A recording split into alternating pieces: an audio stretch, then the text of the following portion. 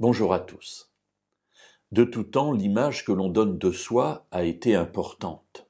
Et c'est pour cela que, généralement, plus on prend de la hauteur dans l'échelle sociale, et plus l'extérieur s'améliore. Ça va être la maison, ça va être la voiture, ça va être les habits, ça va être les bijoux, ça va être les biens que l'on va exposer. Et cela est pareil aussi au niveau des gouvernants. Chaque gouvernant veut laisser sa trace, j'allais dire dans les pierres. Hein. Ça s'est vu du temps des pyramides, mais ça s'est vu aussi du temps des présidents que nous avons, parce que chacun veut que la postérité se souvienne de lui au travers de quelque chose qui a été construit.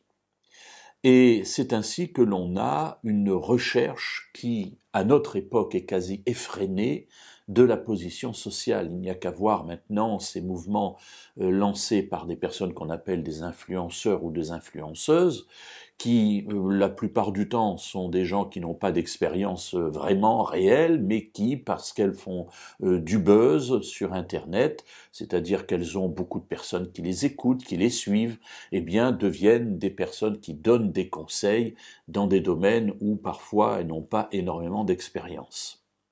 Bref, paraître, être là où on nous voit, c'est important. Alors la Bible a une parole intéressante que je trouve dans ce contexte de vie que nous avons à l'heure actuelle, dans le livre des Proverbes au chapitre 12 et au verset 9. Mieux vaut être dédaigné alors qu'on a un serviteur que de faire le glorieux alors qu'on manque de pain. Alors cette parole, pendant un moment, je me suis dit, qu'est-ce que je vais pouvoir en dire ? Effectivement, mieux vaut être dédaigné alors qu'on a un serviteur, c'est-à-dire que notre valeur réelle, qui va être mesurée là par le fait que l'on a un serviteur, n'est pas connue ou reconnue par le monde extérieur, mais la Bible dit c'est pas important. Ce qui est important, c'est que tu es ton serviteur. Finalement, ton statut, tu le tires de ce que tu es et non pas du regard que les gens portent sur toi. Et puis, dans la deuxième partie du verset, il vaut mieux donc être dédaigné alors qu'on a un serviteur, deuxième partie, que de faire le glorieux alors qu'on manque de pain. Voilà l'image que l'on va donner, c'est d'être glorieux, donc on va améliorer, j'allais dire, l'extérieur, alors qu'à l'intérieur, notre ventre crie famine et nous manquons de pain, c'est-à-dire nous manquons de l'essentiel. Alors oui, la Bible nous encourage à être vrai, à être simple, à essayer de donner à l'extérieur l'image de ce que nous sommes dans la réalité.